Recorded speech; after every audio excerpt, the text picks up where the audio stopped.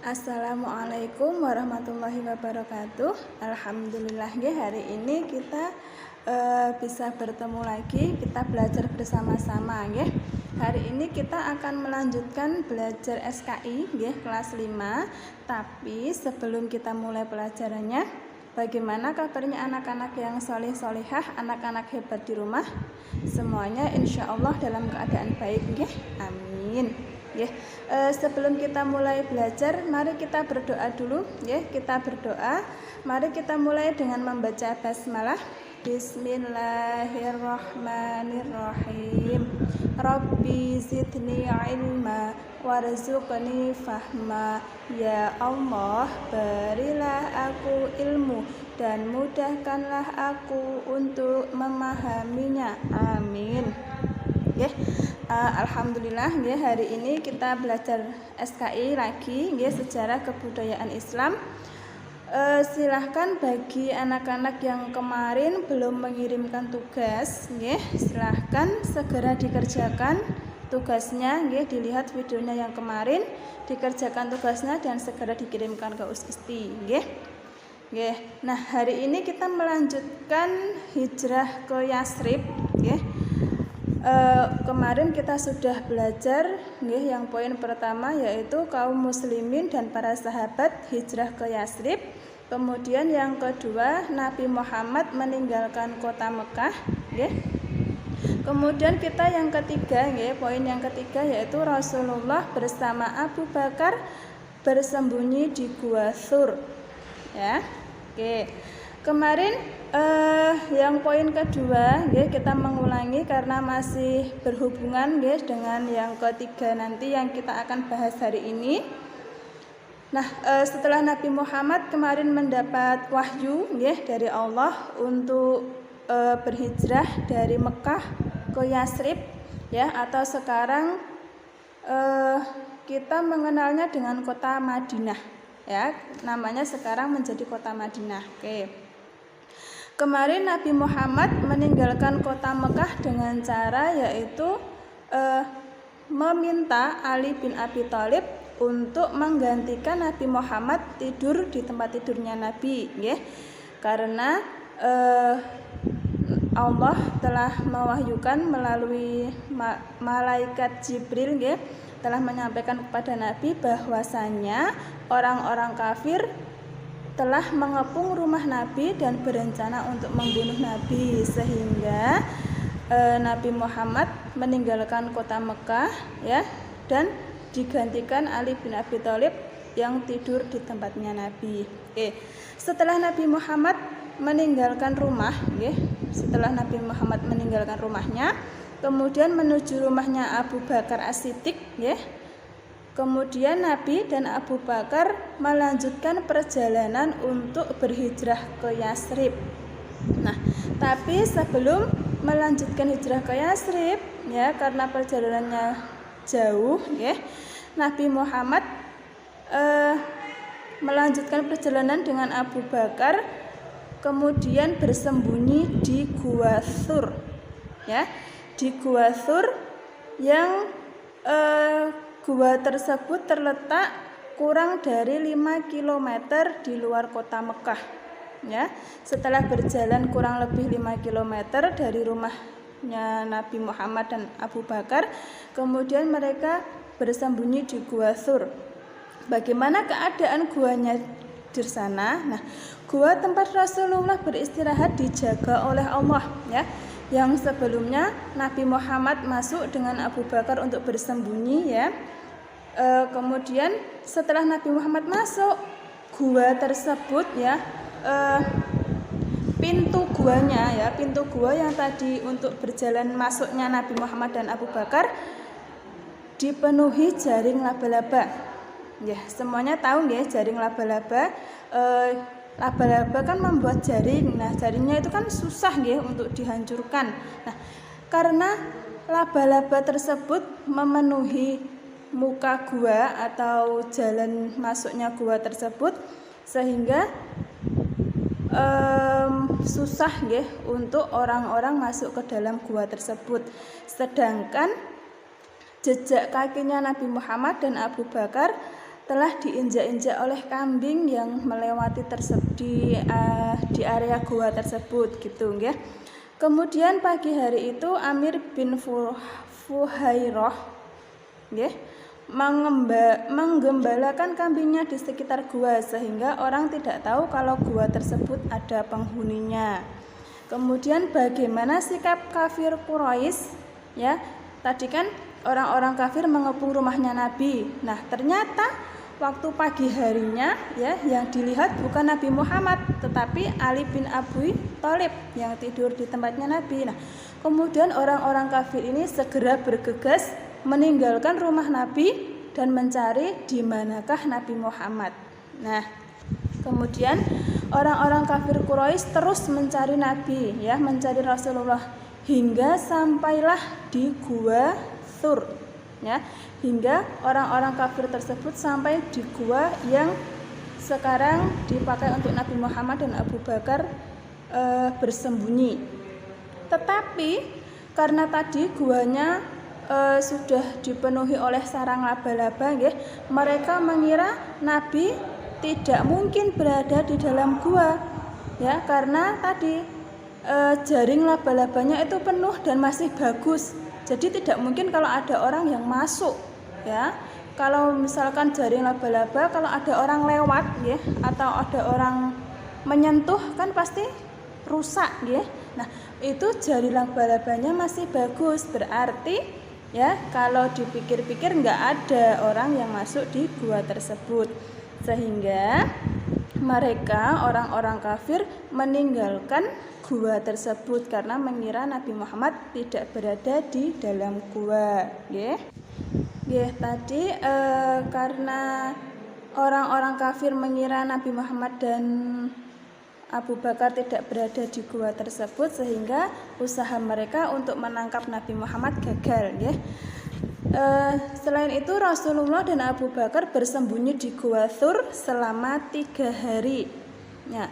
Setelah 3 hari setelah mereka mendapat berita dari Abdullah bin Abu Bakar bahwa keadaan di luar gua sudah aman, selanjutnya Nabi Muhammad dan Abu Bakar melanjutkan perjalanan untuk ke Yasrib. Nah, kemudian sekarang poin yang keempat, Rasulullah Shallallahu Alaihi Wasallam menolong Suraqah. Nah, siapakah Suraqah ini ya? Setelah keadaan aman, Rasulullah Shallallahu Alaihi Wasallam segera melanjutkan perjalanan ke Yasrib. Ya. Suraqah bin Malik mengetahui kepergian Rasulullah. Nah, Suraqah ini orang bayaran ya, atau orang suruhan orang-orang kafir Quraisy ya. Suraqah ini adalah orang yang pandai berkuda. Nah, orang-orang kafir Quraisy akan membayar Suraqah apabila Suraqah mendapatkan Nabi Muhammad ya, karena kan mereka berencana untuk mencelakai Nabi, membunuh Nabi. Nah, karena orang-orang kafir tidak mendapatkan Nabi sehingga dia membayar Suraqah untuk mencari Nabi gitu, karena nanti akan mendapatkan imbalan dari orang-orang kafir ya. Nah, kemudian Suraqah mengejar Nabi Muhammad, namun ketika mendekat ya, ketika Suraqah mendekati Nabi Muhammad, tiba-tiba ya kudanya Suraqah ini tergelincir ya, ia terpental. Suraqah ini kepleset gitu ya, kudanya kepleset, tergelincir. Nah, dengan lembut ya Nabi Muhammad menolong Suraqah. Ya, padahal Nabi Muhammad tahu kalau Suraqah ini berencana untuk mencelakai Nabi, tapi ya dengan akhlaknya Nabi Muhammad menolong Suraqah. Nah, akhirnya Suraqah memohon ampun kepada Nabi Muhammad dan berjanji akan merahasiakan perjalanan Nabi Muhammad ke Yasrib. Ya, Suraqah berjanji tidak akan memberitahu kepada kafir Quraisy bahwa tadi dia bertemu dengan Nabi Muhammad di perjalanan, karena tadi dia ditolong oleh Nabi, jadi dia membalas baik budinya Nabi Muhammad gitu ya. Nah, Kemudian Nabi Muhammad dan Abu Bakar melanjutkan perjalanan ke Yatsrib dengan pertolongan Allah sehingga selamat dari kejaran Suraqah dan kaum kafir Quraisy. Begitu nggih. Nabi Muhammad adalah orang yang sangat pemaaf. Beliau tidak pernah mempunyai rasa dendam. Beliau juga seorang penolong dan sang pemberi syafaat dengan izinnya, gitu nggih. Jadi walaupun Nabi Muhammad banyak yang membenci dulu waktu awal-awal Islam nggih, tapi Nabi Muhammad tidak pernah punya rasa dendam ya. Biarkan mereka membenci Nabi, tidak apa-apa. Yang penting apa? Nabi Muhammad mendapat ridho dan pertolongannya Allah, gitu nggih. Nah, setelah Nabi Muhammad tadi keluar dari Gua Tsur ya, kemudian di perjalanan tadi bertemu Suraqah. Nah, sekarang Nabi Muhammad melanjutkan perjalanannya lagi ya, dan singgah di Quba ya. Quba itu sebuah daerah di Yatsrib nggih, sudah mendekati Yatsrib. Sebelum Yatsrib itu ada namanya Quba. Nah, setelah melanjutkan perjalanan, Rasulullah singgah di Quba. Beliau tiba di Quba pada tanggal 8 Rabiul Awal, bertepatan dengan tanggal 23 September 622 Masehi. Setibanya di Quba, Rasulullah disambut oleh kaum Bani Amru bin Auf dan kaum muslimin Mekah ya. Di Mekah agama Islam sudah berkembang ya. Kemudian Nabi Muhammad disambut oleh orang-orang muslim di Mekah, di Quba ya. Kemudian selama di Quba beliau tinggal di rumah Kulsum bin Al-Hadam ya, seorang dari golongan suku Aus ya. Nabi Muhammad bermalam atau menginap di rumah salah seorang kaum muslimin di Quba gitu nggih, yang bernama Kulsum Al-Hadam. Nah, kemudian Rasulullah ya di Quba selama beberapa hari tersebut mendirikan masjid ya, dinamakan Masjid Quba ya. Masjid Quba itu adalah bisa disebut masjid pertama di Mekah ya, di Quba ya. Rasulullah mendirikan Masjid Quba dan sholat berjamaah di sana. Inilah masjid yang pertama didirikan oleh Nabi Muhammad Sallallahu Alaihi Wasallam. Rasulullah beristirahat di Quba selama beberapa hari. Setelah itu baru melanjutkan perjalanan ke Yatsrib. Nah,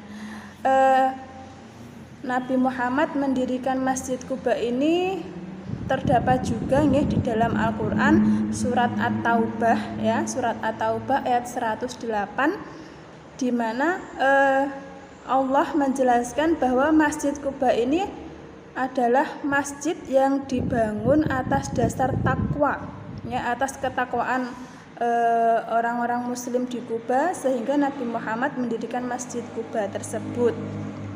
Begitu ceritanya nggih.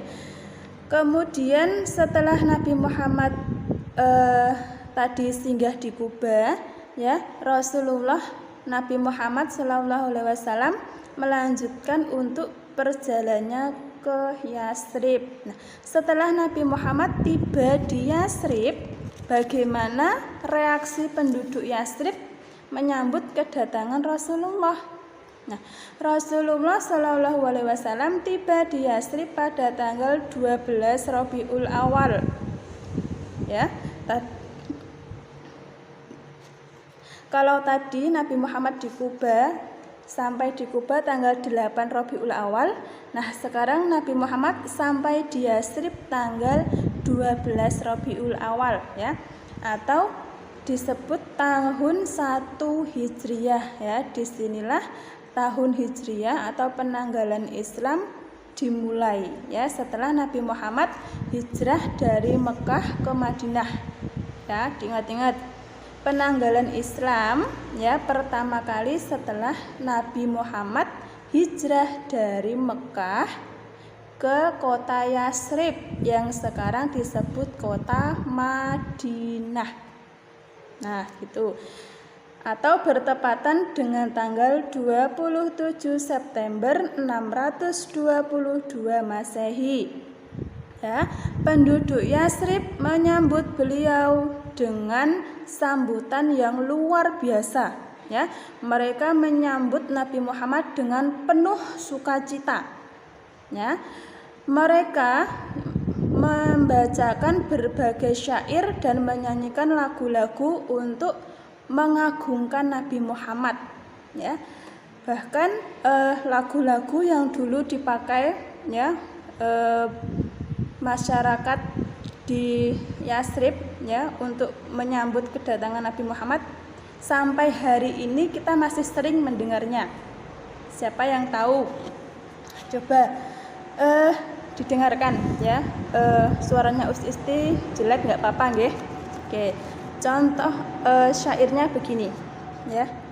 Tala'al badru 'alaina min saniyatil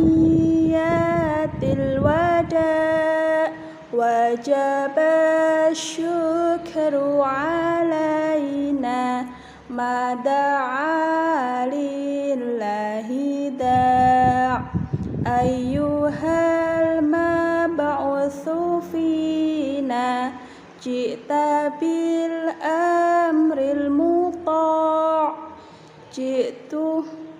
Jita syurafnal Madinah marhaban ya khairadda. Coba masih pernah dengar nggak lagu ya syair Arab yang dulu digunakan oleh masyarakat Yatsrib menyambut Nabi Muhammad, judulnya Tola'al Badru ya. Itu syair untuk mengagungkan Nabi Muhammad ya.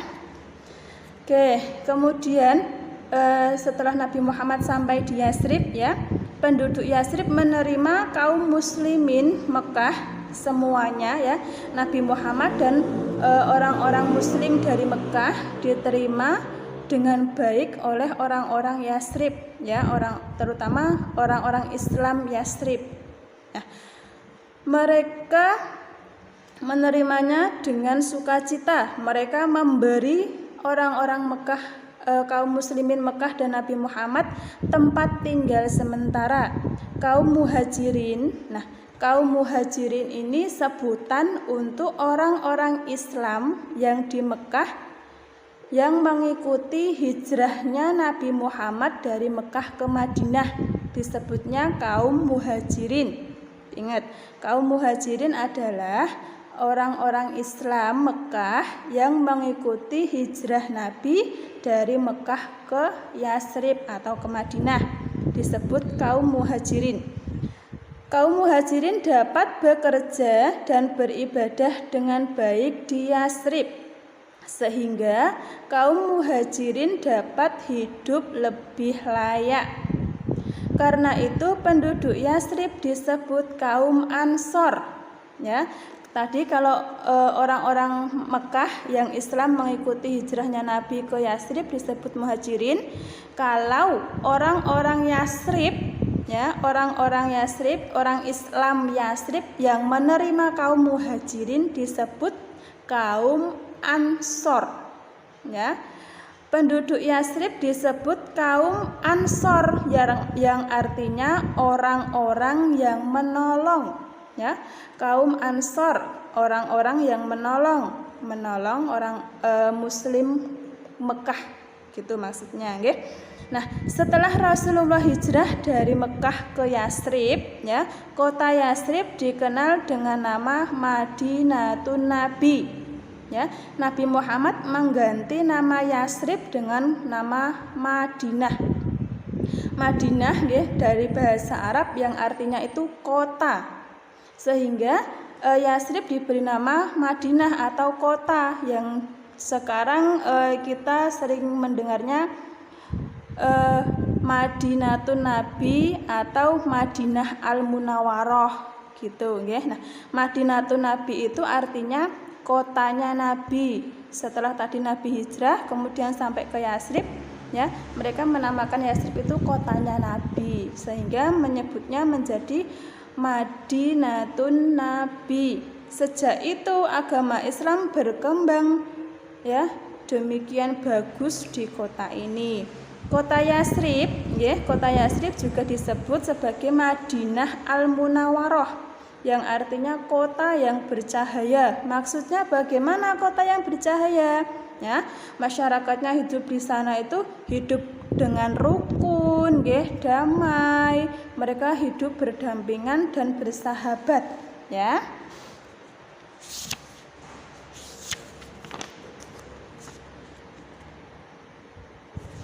Mereka bersahabat, ya, kemudian saling menghormati dan menghargai, ya. Madinah menjadi negeri baldatun thayyibatun wa rabbun ghafur. Artinya apa? Baldatun, baldah itu negeri, ya. Thayyibun, negeri yang indah, yang bagus, yang baik. Wa rabbun ghafur, dan dalam ampunan Allah, ya.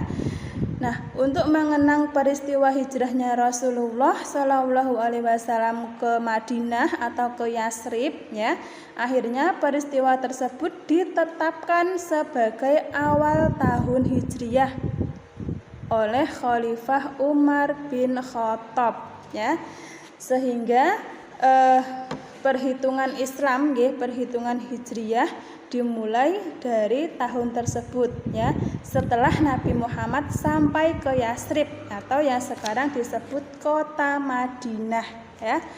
Kota kedua Islam, yang pertama Mekah, kemudian yang kedua Madinah, nggih. Hari ini sampai di sini dulu, nggih, untuk pelajaran SKI-nya. Semoga penjelasan ustazah tadi bisa dimengerti, nggih. Semoga anak-anak semuanya di rumah paham dan mengerti dari penjelasan ustazah, nggih. Hari ini tugasnya merangkum mawon, nggih.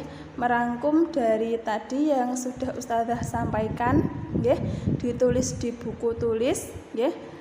Sepahamnya kalian dari awal video ini sampai akhir, nggih. Diperhatikan baik-baik, diambil pelajarannya. Semoga anak-anak mendapatkan ilmu, nggih, dari video ini, ya. Silakan dirangkum, ditulis di buku tulisnya masing-masing, nggih. Kemudian besok Senin anak-anak homeschool ke sekolah, nggih. Nah, besok Senin buku SKI-nya, ya, buku tulis SKI-nya dibawa, dikumpulkan, dikasihkan ke wali kelasnya yang mengampu, nggih. Nanti Us Isti lihat, nggih, Us Isti lihat tugasnya. Kemudian minggu depannya Us Isti kembalikan lagi bukunya, gitu, nggih. Nggih, hari ini itu saja, nggih. Semoga ilmunya hari ini bermanfaat dan mudah dipahami, ya, anak-anak mengerti. Terima kasih, ya, atas perhatian anak-anak yang solih-solihah semuanya di rumah. Semoga kita semua diberi kemudahan dalam belajar, diberi kefahaman, ya. Kemudian kita juga diberi semangat dan sehat, ya.